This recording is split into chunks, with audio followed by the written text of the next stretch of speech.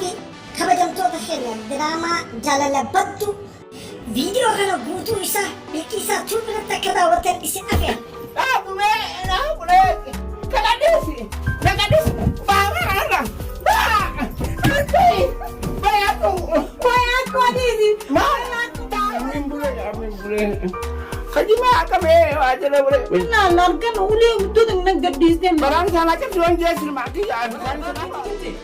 Amma wajjin yoo kistaati. Deem. Maal deemuu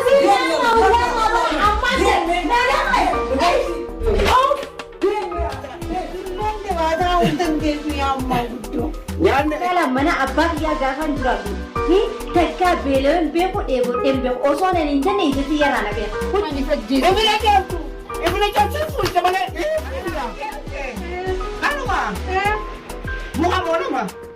Halgiddaas alam kana bulteeti. Dhaggeeffan.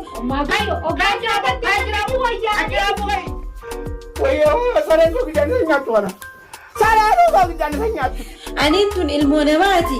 Wayiin nyaadha maal nyaatte maal dhugde eessa jirta? Bilbilillee siraame.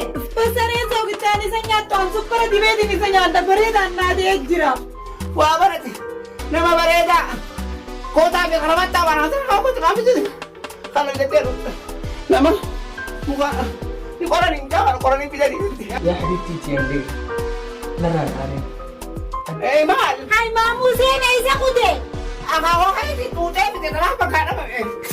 Dalagaa wanni si ari'aniif rifeensa kana anuu kanaa si ari'u. Oraan deddeemu kan deddeemu gaachina. Deema boo. Abba anaa jaalate. Nama qaba ija. Harkattee kana nama harkattee. Kan inni taphatu.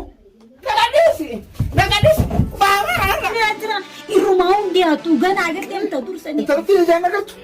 Ijaan si dhukkubaa akkamas geessu. دلو ورخيا وجيجرا أماس دلقا هندن انديما نمني نما أريان Aminaan yamee buqqaafadhu waan si jirtu tana namni yoo rakkoo itti jiru gabbaafatee Qoranii sochoonsa mataa waan gurguratan bakka. ni dhabdee durriyyee Ajiraamu wayyaa. Ajiraamu.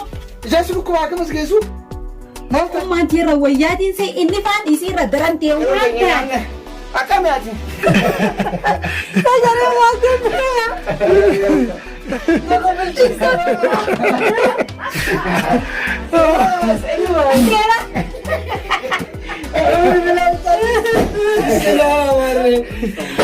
Allah. Harmaa irraa dhubaa.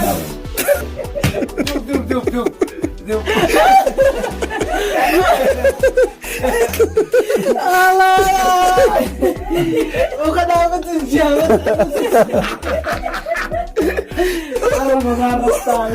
Nanti, esa pedo kata ni dah.